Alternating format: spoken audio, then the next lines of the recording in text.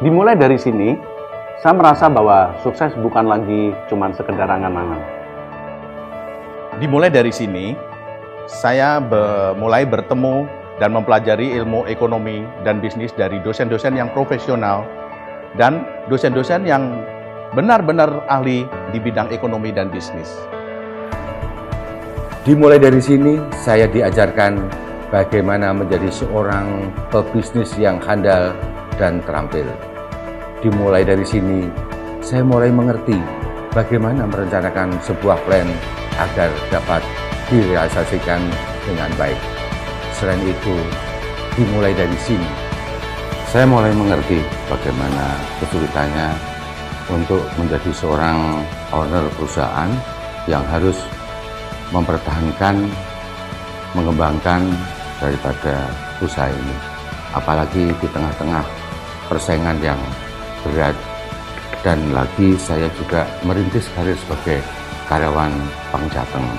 Jadi dalam situasi ini saya harus berusaha dua-duanya, karir yang sukses dan usaha yang sukses pula. Sukses bagi saya sih adalah apa yang kita inginkan, apa yang kita cita-citakan bisa tercapai.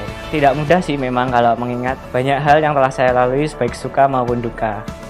Kadang teringat sih masa-masa kuliah saat bagaimana saya berjuang hingga menjadi seperti sekarang ini.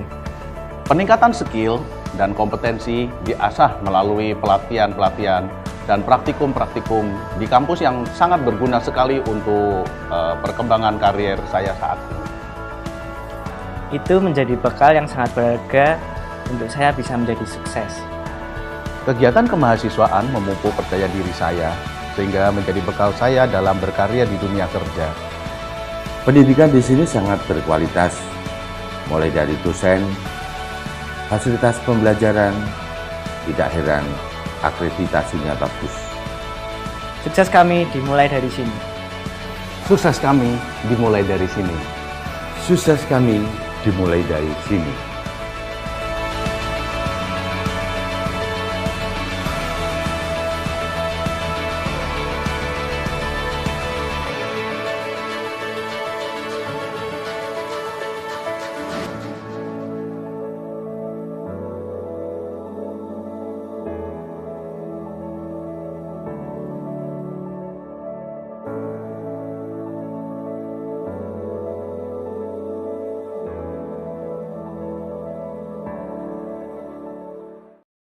Assalamualaikum warahmatullahi wabarakatuh. Perkenalkan, nama saya Khairul Anas dengan NIM 1805520075 dari program studi akuntansi Fakultas Ekonomika dan Bisnis Universitas Stigubang Unisbank Semarang. Video ini saya buat sebagai tugas ujian tengah semester mata kuliah Audit Manajemen yang diampu oleh Bapak Arif Himawan Dwi Nugroho, SE, AK, MM, CA, CPA. Pada kesempatan ini, saya akan membahas mengenai langkah-langkah audit manajemen. Untuk itu, terus simak video saya sampai akhir ya. Nah, sebelum kita membahas lebih dalam mengenai langkah-langkah audit manajemen, kita harus mengetahui dulu faktor yang mendorong dilakukannya audit manajemen. Jadi, salah satu faktor yang mendorong dilakukannya audit manajemen adalah penurunan kinerja perusahaan, tingginya keluhan pelanggan, dan tingginya perputaran karyawan. Penurunan kinerja perusahaan ini merupakan indikasi bahwa pengelolaan perusahaan masih perlu diperbaiki. Jadi untuk memperbaiki kelemahan dan kekurangan tersebut mendorong dilakukannya audit manajemen. Pihak yang melakukan audit manajemen ini dapat dilakukan oleh auditor internal maupun auditor eksternal. Dalam menentukan auditor internal ataupun eksternal, perusahaan dapat mempertimbangkan dari segi objektivitas dan biaya.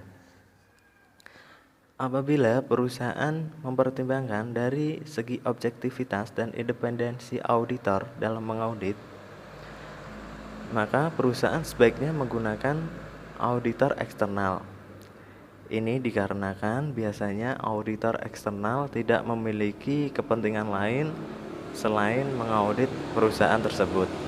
Namun, apabila pertimbangan lebih ditekankan pada biaya audit dan jangka waktu audit, maka perusahaan cenderung menggunakan auditor internal. Ini dikarenakan auditor internal telah memiliki pemahaman yang memadai mengenai sistem pengendalian manajemen perusahaan. Nah, selanjutnya kita membahas mengenai langkah-langkah audit manajemen. Langkah-langkah audit manajemen itu terdiri dari 4 langkah ya. Yang pertama, audit pendahuluan. Yang kedua, review terhadap pengendalian manajemen. Yang ketiga, audit lanjutan dan pelaporan. Nah, untuk langkah yang pertama adalah audit pendahuluan. Audit pendahuluan dilakukan dalam rangka mempersiapkan audit lebih dalam. Audit ini lebih ditekankan pada usaha untuk memperoleh informasi latar belakang tentang objek audit. Ada beberapa hal yang penting yang harus diperhatikan berkaitan pelaksanaan audit ini.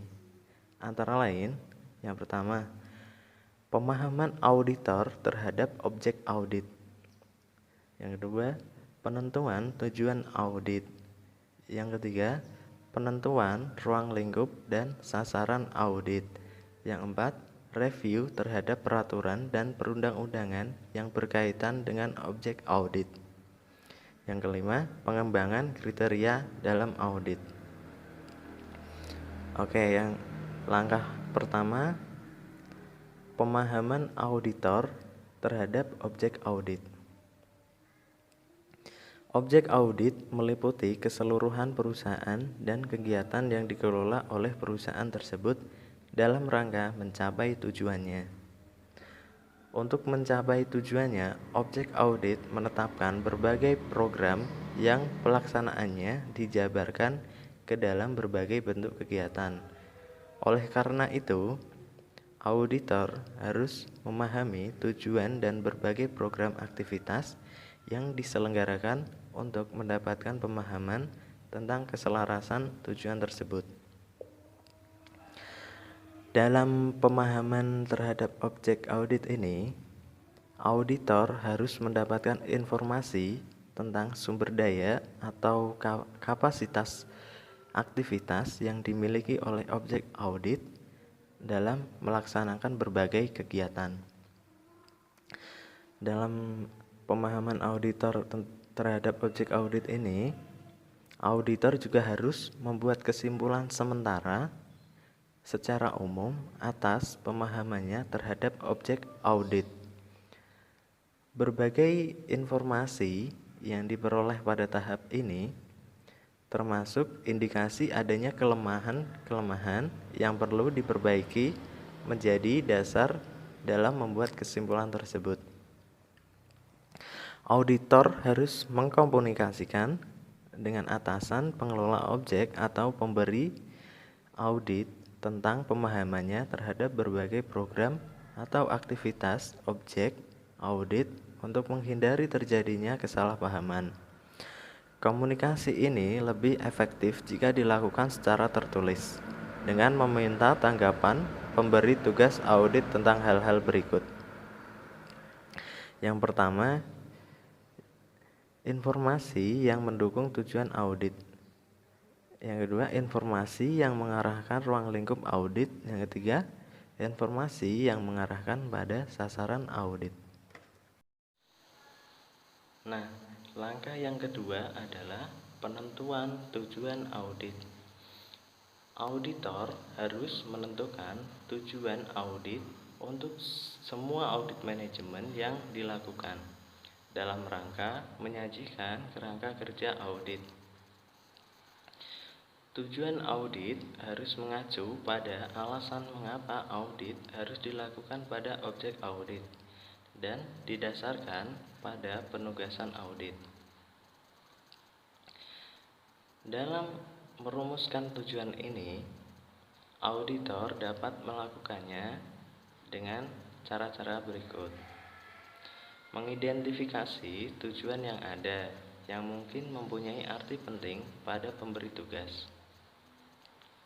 Mempertimbangkan tujuan audit yang telah ditetapkan pada masa sebelumnya. Mempertimbangkan aktivitas-aktivitas yang memiliki risiko kegagalan yang tinggi. Membahas dengan pemberi tugas dan pengelola objek audit. Dalam langkah ini, penentuan tujuan audit, auditor harus memperkirakan dan mengukur dengan cermat apakah sasaran dapat atau memungkinkan untuk diaudit. Apakah sumber daya cukup tersedia untuk melaksanakan audit? Dan waktu pelaksanaan audit. Faktor-faktor ini memberikan gambaran kepada auditor tentang apakah auditor dapat dilaksanakan dan dapat terselesaikan dalam waktu yang telah ditentukan.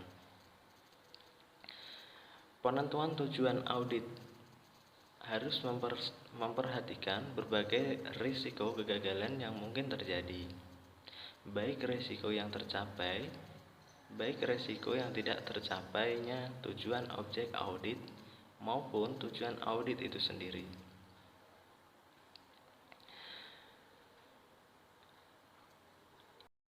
Selanjutnya, langkah yang ketiga adalah penentuan ruang lingkup dan sasaran audit.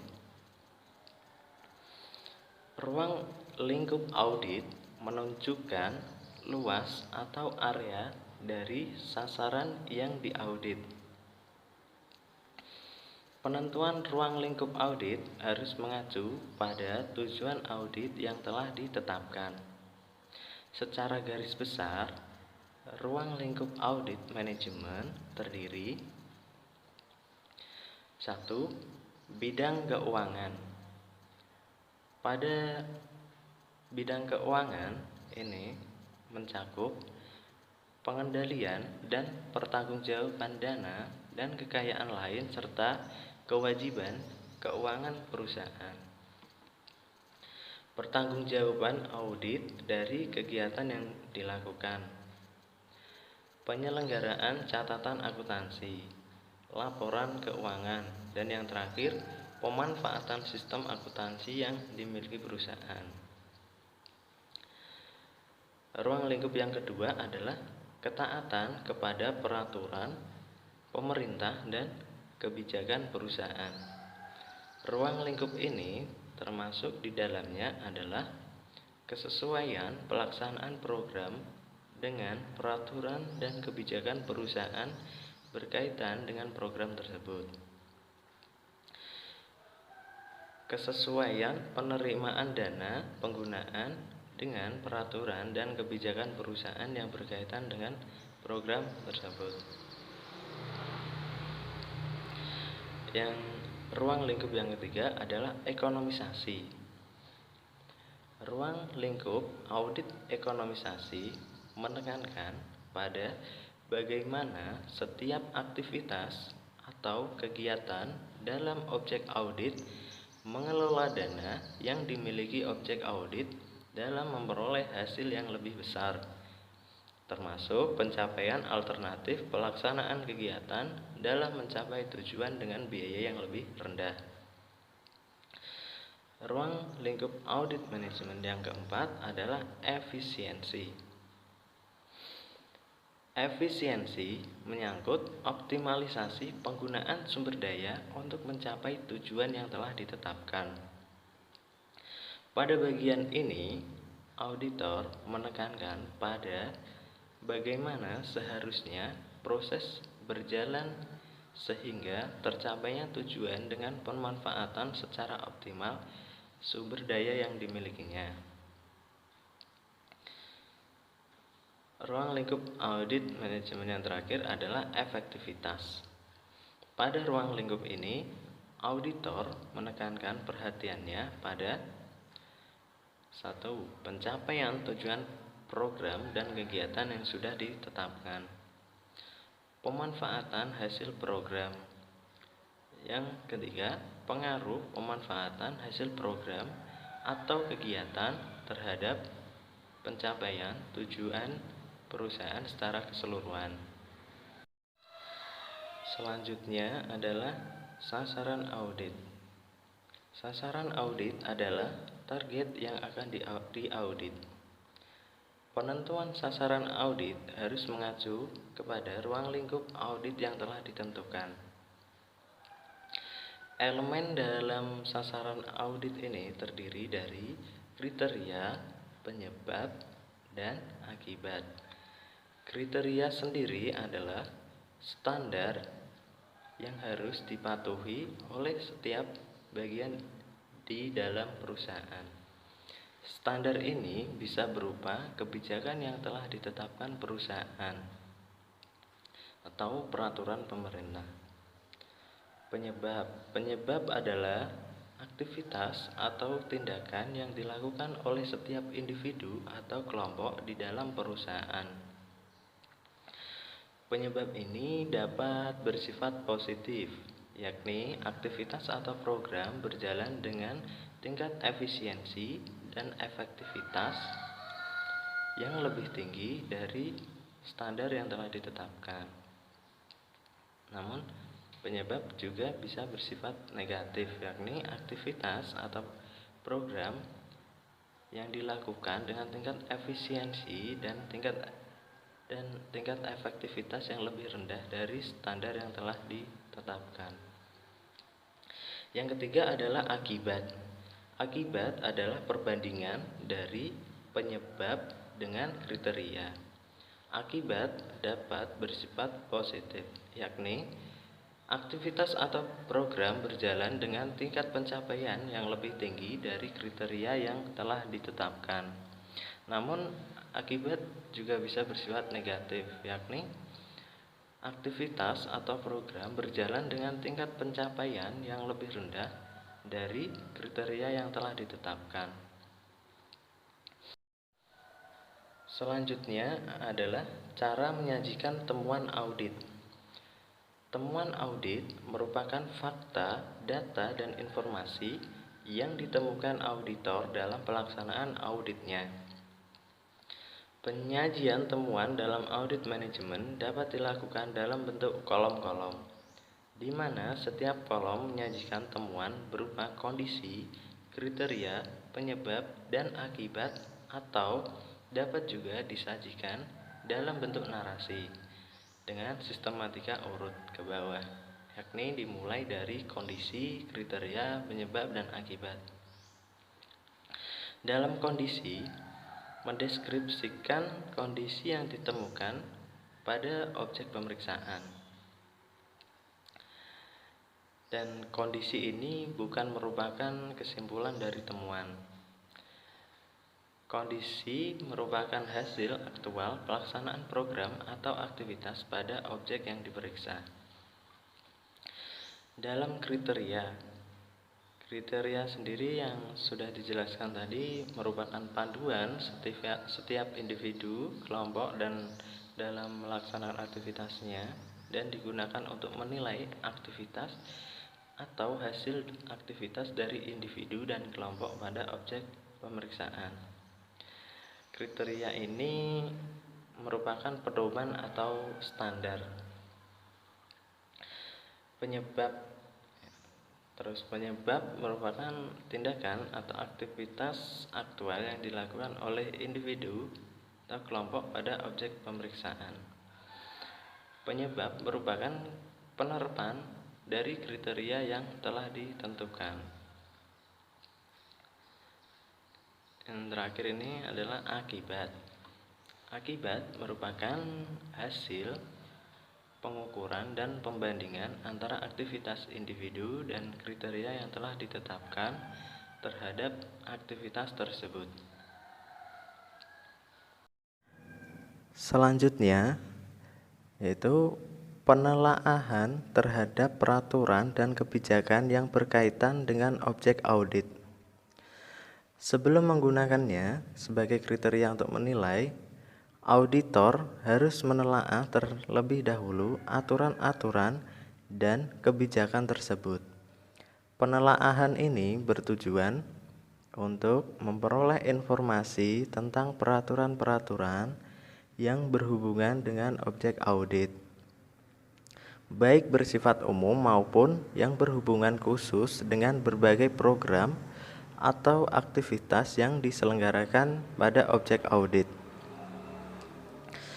Dengan penelaahan ini, auditor dapat memahami batas-batas wewenang objek audit dan berbagai program yang dilaksanakan dalam mencapai tujuannya.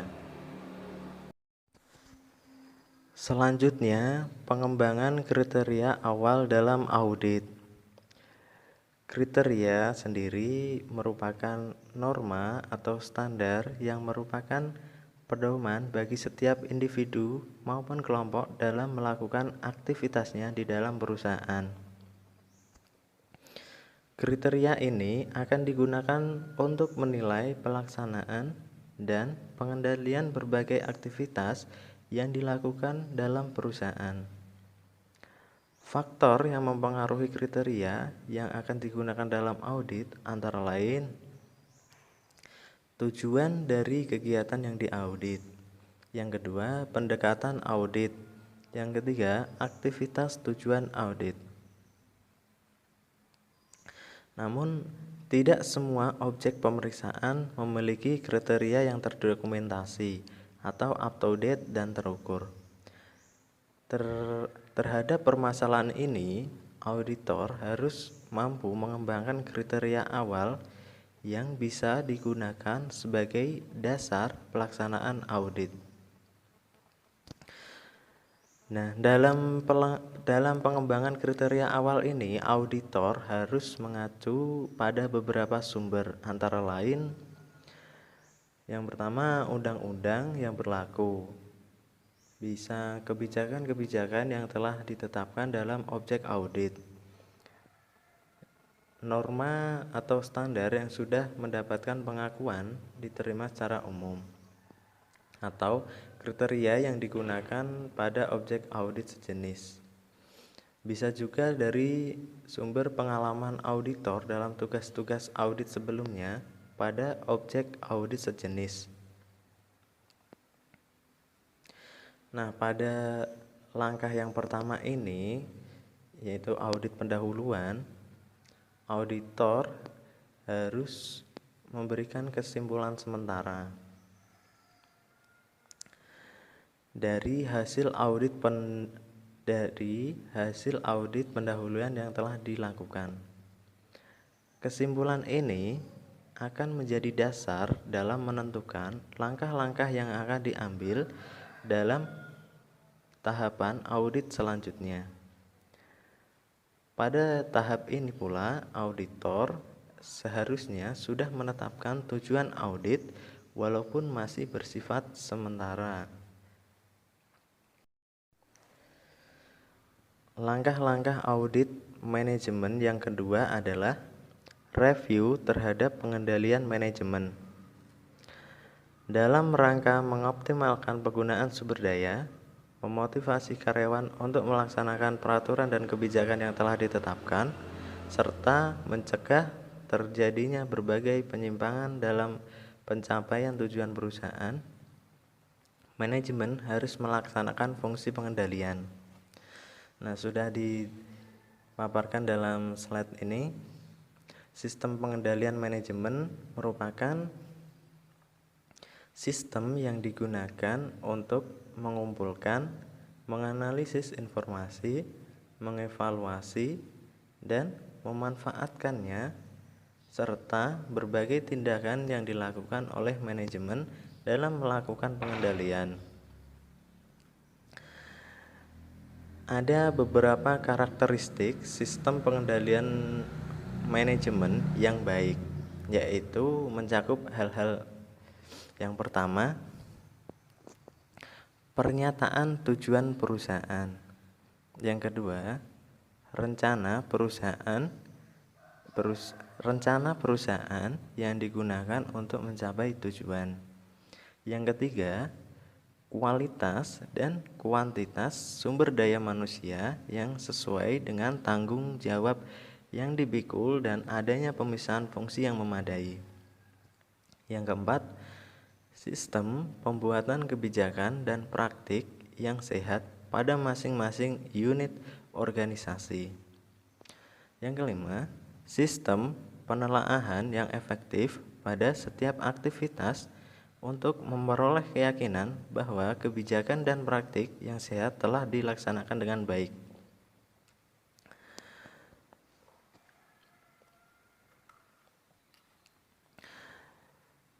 Pada slide selanjutnya, saya akan memaparkan mengenai karakteristik sistem pengendalian manajemen.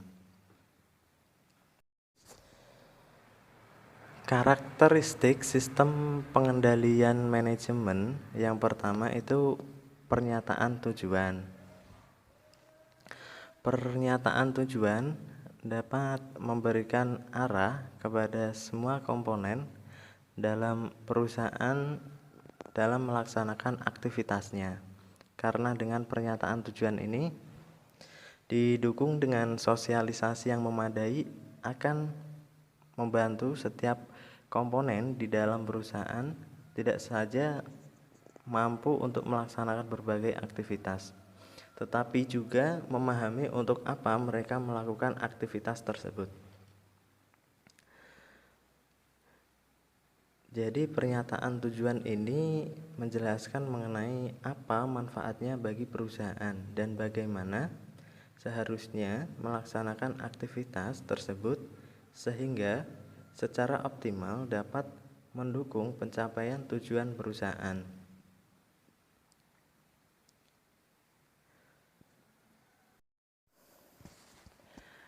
Karakteristik sistem pengendalian manajemen yang kedua adalah rencana perusahaan. Rencana yang merupakan penjabaran dari tujuan perusahaan harus disusun untuk mencapai sasaran perusahaan baik jangka panjang maupun jangka pendek, yang biasanya diikuti dengan penentuan strategi untuk mengimplementasikannya. Dalam rangka mencapai sasaran perusahaan, rencana diimplementasikan dalam bentuk berbagai program atau aktivitas lengkap dengan anggaran yang ditetapkan untuk setiap program atau aktivitas tersebut. Rencana dalam bentuk anggaran dapat digunakan sebagai sarana untuk mengendalikan berbagai program atau aktivitas yang dilaksanakan, termasuk sebagai alat untuk mengevaluasi pelaksanaan program atau aktivitas tersebut. Rencana biasanya disusun berdasarkan pencapaian terbaik perusahaan pada waktu sebelumnya untuk menentukan pencapaian terbaik berikutnya. Oleh sebab itu, penyusunan rencana harus diawali dengan adanya identifikasi terhadap ketersediaan sumber daya, berbagai hambatan internal, peluang-peluang yang mungkin atau ingin dicapai perusahaan, dan berbagai hambatan eksternal yang mungkin dihadapi. Tak kalah pentingnya, selain realistis, rencana juga harus memuat tentang keinginan melakukan perbaikan secara terus-menerus. Karakteristik sistem pengendalian manajemen yang ketiga adalah kualitas dan kuantitas sumber daya manusia yang memadai. Keberadaan sumber daya manusia menjadi sangat penting karena semua wewenang dan tanggung jawab berhubungan dengan keberadaan sumber daya manusia tersebut. Kebutuhan sumber daya dalam perusahaan seharusnya lebih menekankan kepada kapasitas yang harus tersedia dihubungkan dengan berbagai program atau aktivitas yang dilaksanakan dalam perusahaan. Kapasitas sumber daya manusia yang harus tersedia dipengaruhi oleh dua hal penting, yaitu kualitas dan kuantitas. Untuk menilai ketersediaan sumber daya manusia dan efektivitasnya dalam mendukung pencapaian perusahaan, auditor harus memperhatikan hal-hal sebagai berikut ini. Yang pertama, auditor harus memperhatikan apakah rekrutmen karyawan yang dilakukan telah melalui suatu perencanaan sumber daya manusia. Yang kedua yang harus diperhatikan adalah apakah seleksi karyawan yang dilakukan perusahaan telah sesuai dengan pedoman penerimaan karyawan yang telah ditetapkan. Yang ketiga, apakah karyawan yang diterima telah sesuai dengan kualifikasi bidang kerja atau jabatan yang akan diisi dan sesuai dengan kebutuhan pekerjaan yang ada pada perusahaan. Yang keempat, apakah spesifikasi dan deskripsi tersedia untuk masing-masing jabatan yang ada dalam perusahaan. Yang kelima, apakah keputusan penempatan karyawan telah melalui orientasi yang memadai dan sesuai dengan kecenderungan berprestasi karyawan tersebut.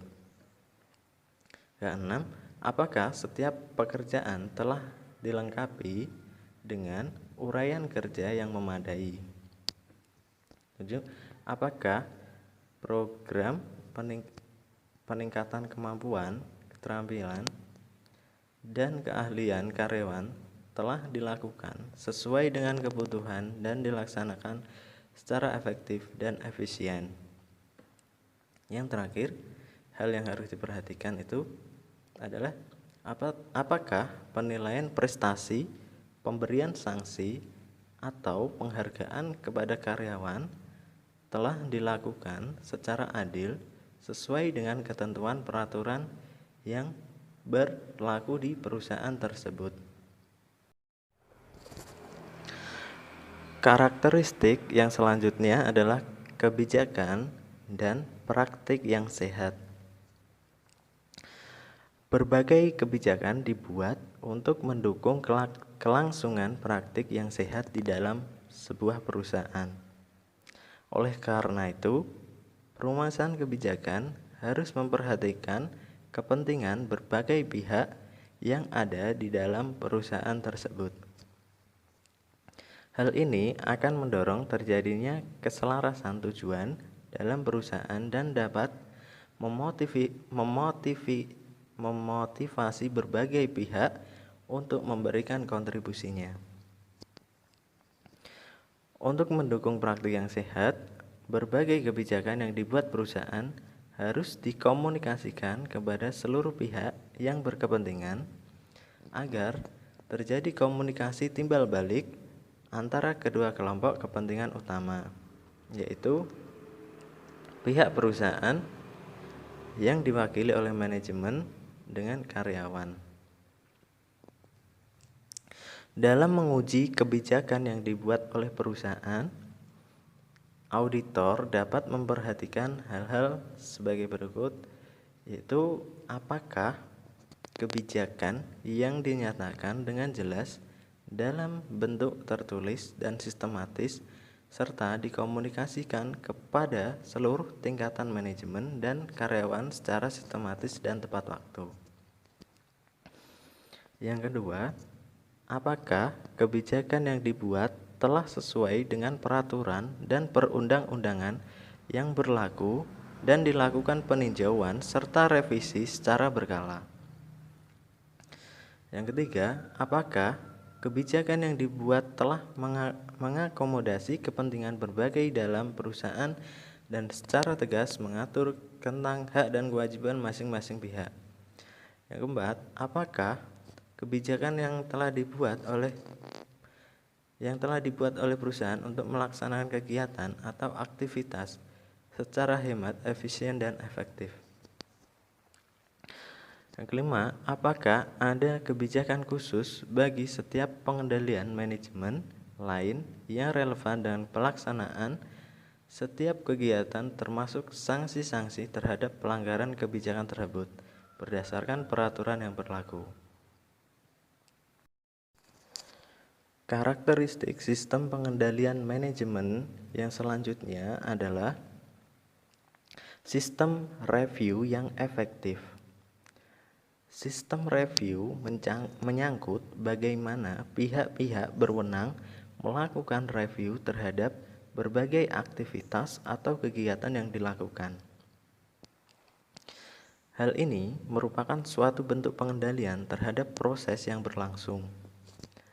Manajemen harus menetapkan sasaran yang ingin dicapai dan tolak ukur pengukuran ekonomisasi, efisiensi, dan efektivitas pelaksanaan aktivitas. Dalam sistem review yang baik, pelaksanaan supervisi harus dilaksanakan secara memadai. Supervisor harus mampu mengarahkan pelaksanaan prosedur berjalan secara ekonomis, efektif, dan efisien, serta sesuai dengan kebijakan yang telah ditentukan. Auditor harus melakukan audit terhadap semua rencana yang dibuat berkaitan aktivitas yang akan dilakukan, termasuk ketersediaan sumber daya untuk melakukan aktivitas tersebut. Di samping itu, auditor juga harus menelusuri semua metode dan yang digunakan oleh manajemen dalam membandingkan pelaksanaan aktivitas yang sesungguhnya dengan rencana yang berkaitan dengan aktivitas tersebut. Dalam sistem review yang efektif ini, auditor melaksanakan pengamatan langsung terhadap kekuatan maupun kelemahan sistem pengendalian manajemen yang dimiliki perusahaan.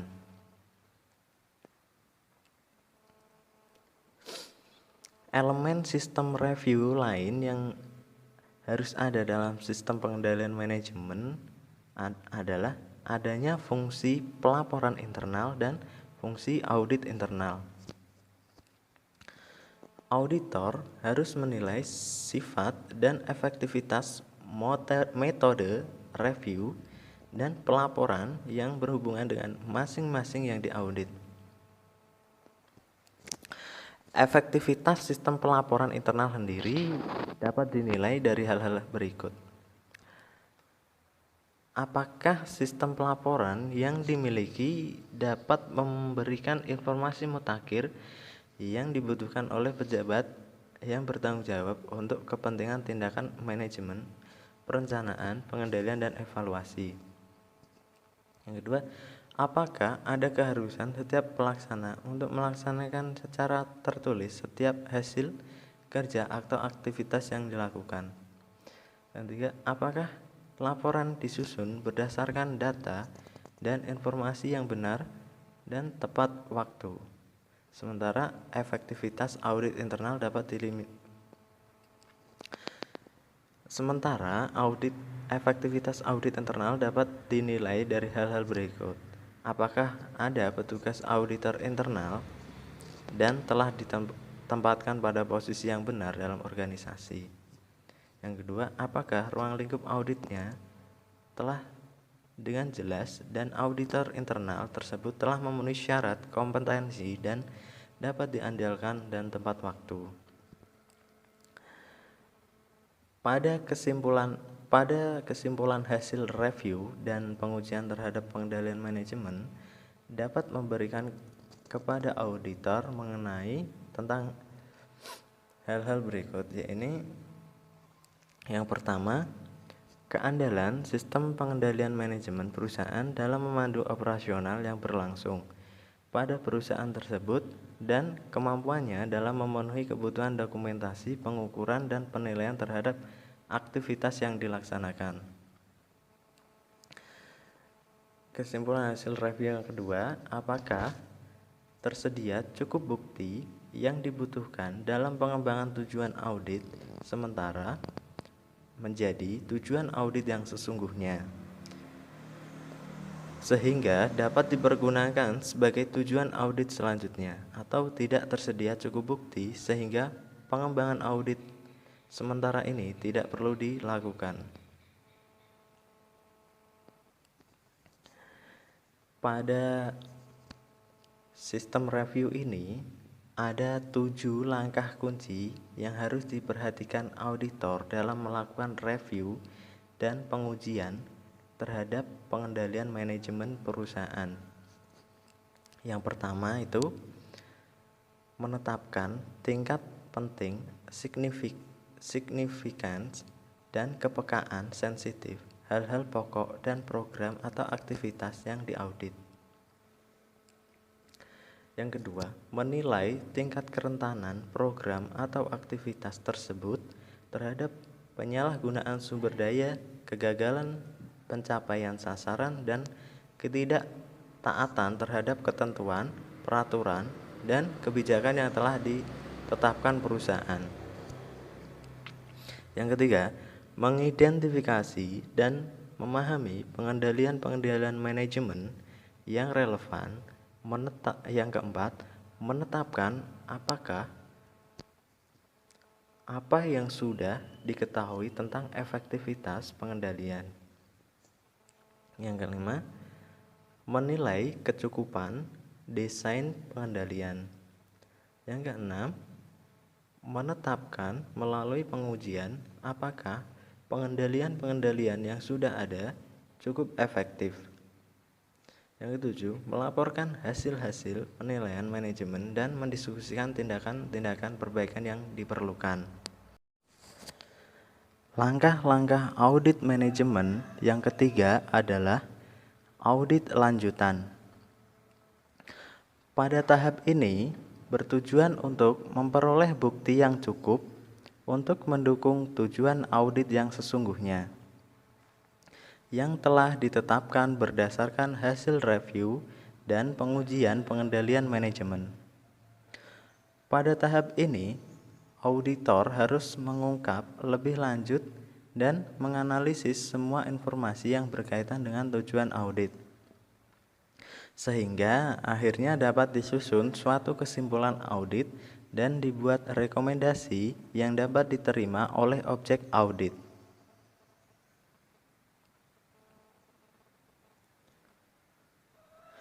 Langkah-langkah audit pada tahap ini meliputi yang pertama, mengumpulkan tambahan informasi latar belakang objek audit yang diperlukan.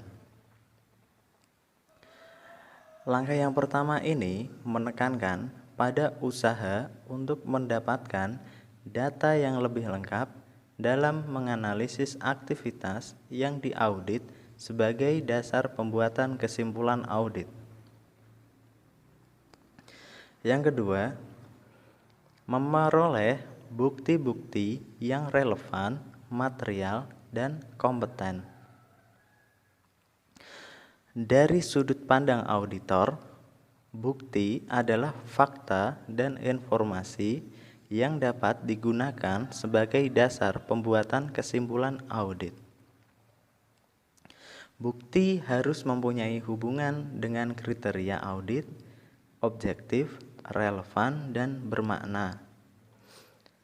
Dalam proses audit, auditor harus dapat menganalisis dan menentukan fakta dan informasi yang relevan, andal, dan berkaitan dengan tujuan audit.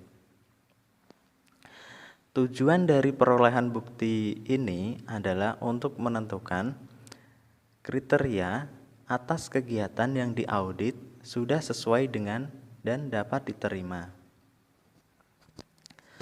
Terdapat pelaksanaan yang menyimpang, baik tidak diterapkannya prosedur yang sudah ditetapkan untuk setiap program atau aktivitas, atau tidak dilakukannya pengendalian atau supervisi yang semestinya atas kegiatan yang diaudit. Hal itu merupakan penyebab dari timbulnya akibat yang kurang menguntungkan bagi kegiatan yang diaudit. Tujuan dari perolehan audit bukti ini yang ketiga adalah terdapat akibat yang cukup penting dan material dari terjadinya perbedaan antara kondisi dengan kriteria yang telah disepakati. Bukti-bukti yang diperoleh ini dalam audit harus memenuhi kriteria. Yang pertama itu relevan, material, kompeten, cukup. Relevan sendiri itu berhubungan dengan aktivitas yang sedang diaudit. Material itu cukup berarti dan memengaruhi kesimpulan yang dibuat. Kompeten diperoleh dari sumber independen dan dapat dipercaya. Cukup itu memadai sebagai dasar pembuatan kesimpulan. Langkah yang ketiga adalah membuat ringkasan atas bukti yang diperoleh dan mengelompokkannya ke dalam kelompok kriteria, penyebab, dan akibat. Bukti-bukti yang telah diperoleh dalam audit kemudian diringkas dan dikelompokkan sesuai dengan elemen sasaran audit yang meliputi kriteria, penyebab, dan akibat. Bukti-bukti yang masuk dalam kelompok kriteria adalah keseluruhan temuan audit yang berkaitan dengan norma, standar yang telah ditetapkan perusahaan atau dirumuskan bersama dengan auditor yang menjadi dasar bagi setiap komponen dalam perusahaan dalam melakukan aktivitasnya. Bukti-bukti yang termasuk dalam kelompok penyebab biasanya berupa berbagai tindakan menyimpang atau tindakan positif yang tidak dilakukan yang merupakan sumber terjadinya ketidakekonomisan, ketidakefisienan operasi, dan ketidakefektifan pencapaian tujuan. Bukti-bukti yang termasuk dalam kelompok akibat adalah bukti-bukti yang biasanya ditemukan terlebih dahulu. Bukti-bukti ini adalah pengukuran antara penyebab yang terjadi dengan kriteria yang berhubungan dengan penyebab tersebut.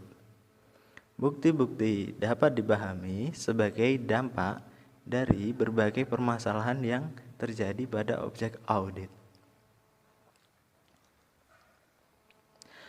Langkah yang keempat dalam audit lanjutan ini adalah menyusun kesimpulan atas dasar ringkasan bukti yang telah diperoleh dan mengidentifikasi bahwa akibat yang ditimbulkan dari ketidaksesuaian antara kondisi dan kriteria cukup penting dan material.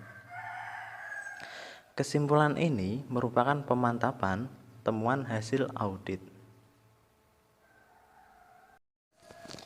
Yang selanjutnya ada pengembangan temuan dalam audit lanjutan.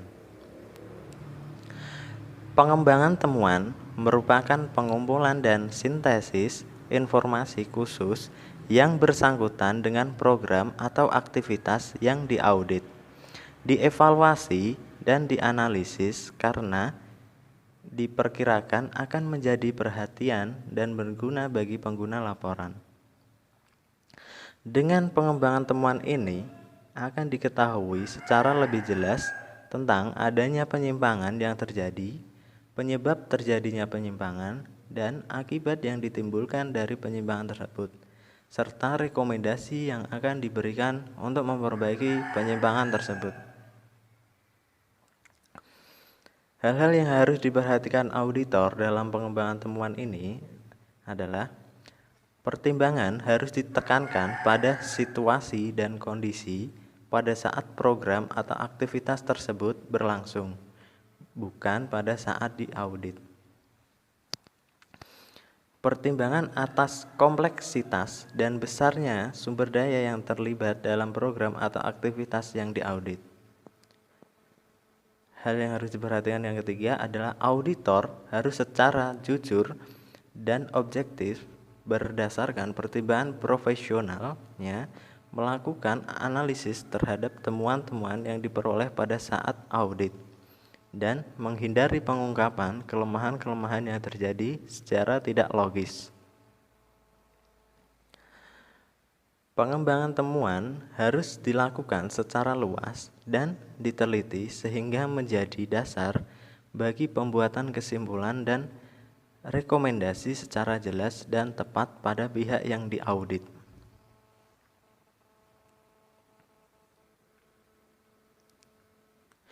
Yang selanjutnya, perubahan luas dan arah pengembangan temuan.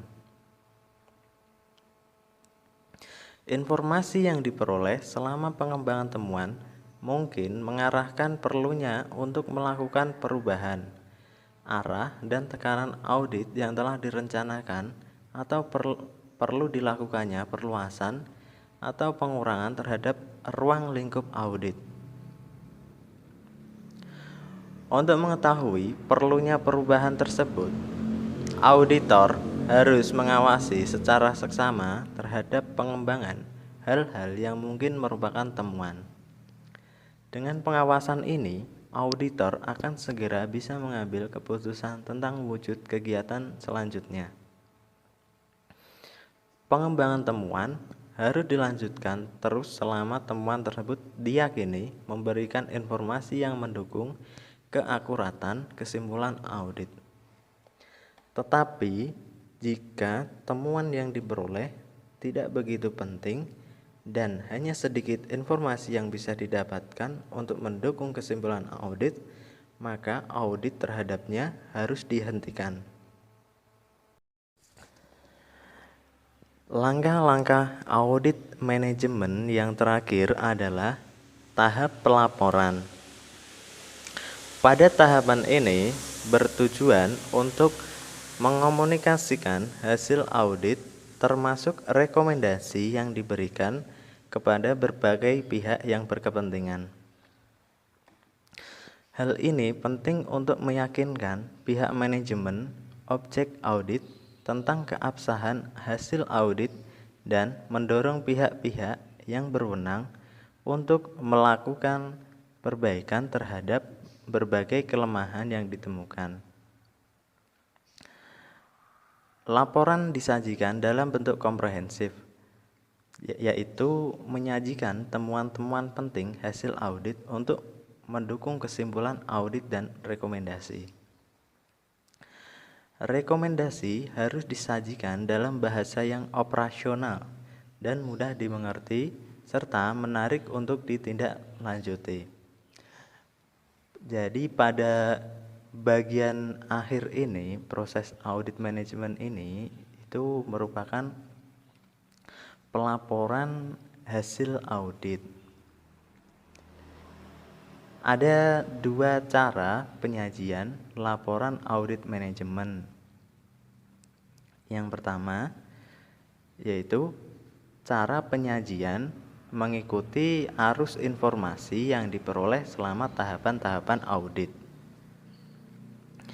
Yang kedua, cara penyajian yang mengikuti arus informasi yang menitik beratkan penyajian kepada kepentingan para pengguna laporan audit ini. Laporan memuat kesimpulan audit tentang elemen-elemen atas tujuan audit dan rekomendasi yang diberikan untuk memperbaiki berbagai kekurangan yang terjadi, serta rencana tindak lanjut dalam mengaplikasikan rekomendasi tersebut. Setelah tahap yang terakhir yaitu tahap pelaporan, ada yang namanya tindak lanjut, yaitu sebagai tahap akhir dalam audit manajemen. Tindak lanjut bertujuan untuk mendorong pihak-pihak yang berwenang untuk melaksanakan tindak lanjut atau perbaikan sesuai dengan rekomendasi yang diberikan pada tahap pelaporan. Tapi namun dalam tahap ini auditor tidak memiliki wewenang untuk mengharuskan pihak manajemen melaksanakan tindak lanjut sesuai dengan apa rekomendasi yang diberikannya. Oleh karena itu, rekomendasi hanya disajikan dalam laporan audit seharusnya sudah merupakan hasil diskusi dengan berbagai pihak berkepentingan dengan tindakan perbaikan tersebut. Implementasi tindak lanjut atas rekomendasi yang diberikan auditor itu merupakan bentuk komitmen manajemen dalam meningkatkan proses dan kinerja perusahaan atas beberapa kelemahan atau kekurangan yang masih terjadi. Sekian presentasi dari saya mengenai langkah-langkah audit manajemen. Apabila terdapat kesalahan pengucapan kata atau kekurangan pemaparan materi, saya meminta maaf dan mengucapkan terima kasih bagi yang sudah menonton video ini. Semoga materi yang saya sampaikan bisa menambah wawasan teman-teman mengenai audit manajemen. Sekian, wassalamualaikum warahmatullahi wabarakatuh.